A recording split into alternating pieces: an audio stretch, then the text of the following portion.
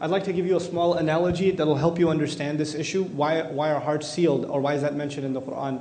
So imagine somebody got into an accident and they're in the hospital, and they're in a hospital bed for 6 months, and they haven't moved their legs for 6 months to a year.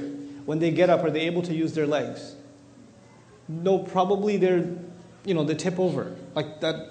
If our muscles, if they're not worked, if they're not exercised, they start losing their ability to function. The ability to accept guidance, the ability to reason in a fair way, in an unbiased way, is a God-given muscle that we have, a spiritual muscle that we have, an intellectual muscle that we have. And people at the time of the Prophet ﷺ were invited to exercise that muscle. And they refused to. They refused to exercise the ability to take in and seriously consider truth when it came to them. And you continue to deny that capability you have inside you, the exercise.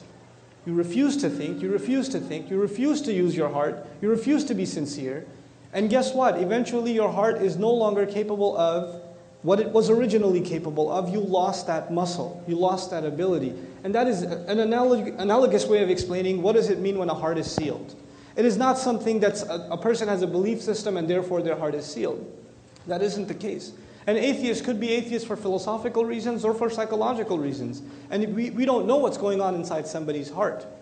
We don't. As a matter of fact, on this issue, whose heart is sealed and whose is not sealed, my favorite example in the Quran is that of the worst character probably mentioned in the Quran, Fir'aun. Fir'aun, okay? Declares himself God, the Pharaoh. For those of you who aren't familiar with Arabic, the Pharaoh declares himself God, committer of massive genocide. And yet when Moses is sent to him, alayhi salam, to speak to him, he's supposed to not judge what's in his heart. And he's told, قُلْ هَلْ لَكَ إِلَىٰ أَن تَزَكَّى. Is there anything left in you? You might want to cleanse yourself. Maybe you want to become a good person now. Maybe even you can change. Killer of babies.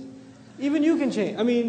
You would think, if you think of heartless, you think of a murderer, and the murderer of children? It's beyond imagination. And yet his heart is not condemned yet.